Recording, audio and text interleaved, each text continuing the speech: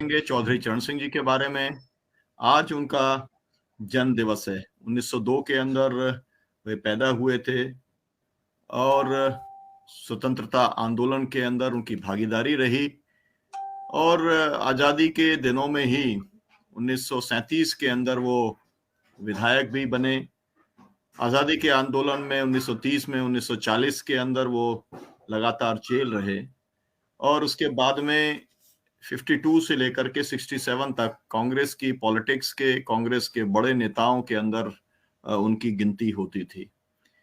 बाद में 67 में आपको मालूम है कि वो चीफ मिनिस्टर बने, जो पहले पूरे देश के अंदर कांग्रेस की सरकारें बना करती थी, जो नॉन कांग्रेस गवर्नमेंट बनी उसके वो चीफ मिनिस्टर बने। और उसके बाद में लगातार राजनीति के अंदर किसानों के मुद्दों को उन्होंने लगातार पूरे भारतीय राजनीति के एक केंद्र बिंदु उत्तर प्रदेश के बड़े नेता होने के कारण वो बन गए।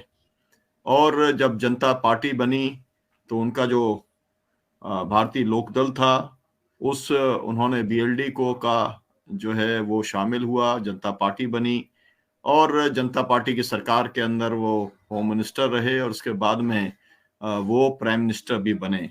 हालांकि बहुत कम दिन के लिए उन्हें अवसर मिला। कांग्रेस पार्टी के समर्थन से बने थे और कांग्रेस पार्टी ने समर्थन हटा लिया और उनको जो है प्रधानमंत्री पद छोड़ना पड़ा।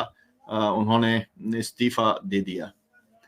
इसमें कुछ खास बातें ऐसी हैं जो आमतौर पर ज्यादा चर्चित नहीं हैं। वो मुख्य बात यह है कि वो जो राजा नाहर सिंह थे, जिन्होंने 1857 के अंदर चुनौती दी थी बल्लभगढ़ के राजा के तौर पर, उस समय अंग्रेजों को उसका उन्होंने जो है नेतृत्व करने का काम किया था। वो उस परिवार से आते थे और जब बल्लभगढ़ से खदेड़ दिया गया तो फिर वो वहां पे बुलंदशहर गए और 37 के अंदर आजादी के पहले भी जब वो चुनाव लड़े थे तो छपरौली से लड़े थे और उसके बाद में लगातार छपरौली उनका कार्य क्षेत्र रहा, बागपत उनका कार्य क्षेत्र रहा, वेस्टर्न यूपी उनका कार्य क्षेत्र रहा। जब भी चौधरी चरण सिंह जी के बारे में बात की जाती है तो कुछ बातों को याद करना बहुत जरूरी है और उसके अंदर से मुख्य बात यह है कि जब वो 1937 के अंदर भी जब वो विधायक बने तो उन्होंने एग्रीकल्चर की मार्केट उसकी बिल एक लेकर के आया था और जो मतलब ये है कि जिसे हम आज मार्केटिंग कमेटियां कहते हैं, जो मंडी व्यवस्था कहते हैं, उसको इंट्रोड्यूस करने का काम भारत के अंदर जो है वो चौधरी चरण सिंह ने किया। और पहले तो उन्होंने जब इंट्रोड्यूस किया था उसके बाद में पूरे देश के अंदर उसको सभी राज्यों ने उसे लागू किया। सबसे पहले पंजाब ने उसे लागू करने का काम किया। उन्होंने लैंड रिफॉर्म्स के अंदर भी महत्वपूर्ण भूमिका निभाने का काम किया। चौधरी चरण सिंह ने कई किताबें लिखी, 9 किताबें उनकी काफी जो है वो मशहूर हैं, जानी जाती हैं। लैंड रिफॉर्म्स के ऊपर उनकी किताब रिडेम्पशन, फिर उसके बाद में जो उनका एग्रेरियन रिफॉर्म के ऊपर किताब, ज्वाइंट फार्मिंग के ऊपर, economic nightmare of India, abolition of zamindari, whither cooperatives के ऊपर और लैंड रिफॉर्म्स इन यूपी को लेकर तमाम सारी किताबें उन्होंने लिखी हैं जो कि अर्थशास्त्र में उनकी जो विशेषज्ञता थी वो दर्शाती हैं। वो गांधीवादी थे और गांधीवादी होने के नाते जो गांधी जी का पूरा ग्रामीण केंद्रित अर्थव्यवस्था थी उसको ही प्रतिपादित करने का काम और उसे भारतीय राजनीति में स्थापित करने की कोशिश, उस रास्ते पर चलने की कोशिश की।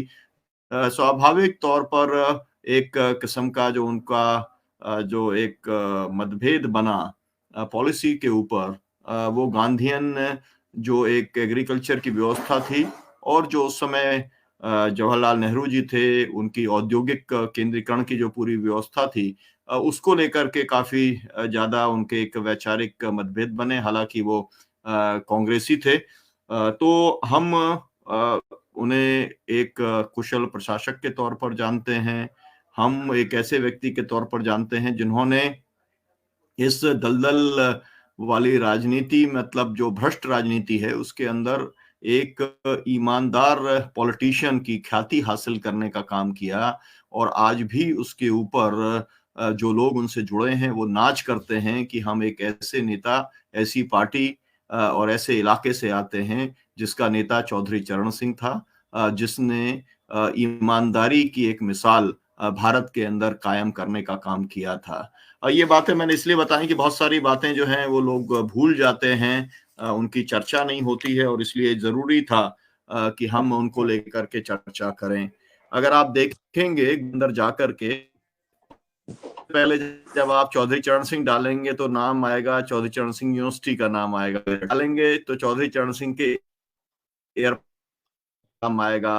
आप देखेंगे कि तमाम सारे देश के अंदर चौधरी चरण के नाम से बने हुए हैं। किसान रहते हुए, ग्रामीण परिवार से आते हुए और आजीवन किसानों की बात करते हुए वो मुख्य धारा के राजनीति के अंदर अपना स्थान उन्होंने हासिल करने का काम किया। आज हम बहुजन संवाद में हम उन्हें याद करते हैं और आज हम ये चर्चा करेंगे किसान केंद्रित राजनीति की जो ज़रूरत है। मतलब आज ऐसे पॉलिटिशियंस जो हैं वो बहुत कम दिखलाई पड़ते हैं, और ऐसी पॉलिटिकल पार्टीज बहुत कम दिखलाई पड़ती हैं जो किसान केंद्रित राजनीति की जरूरत को स्वीकार करती हैं।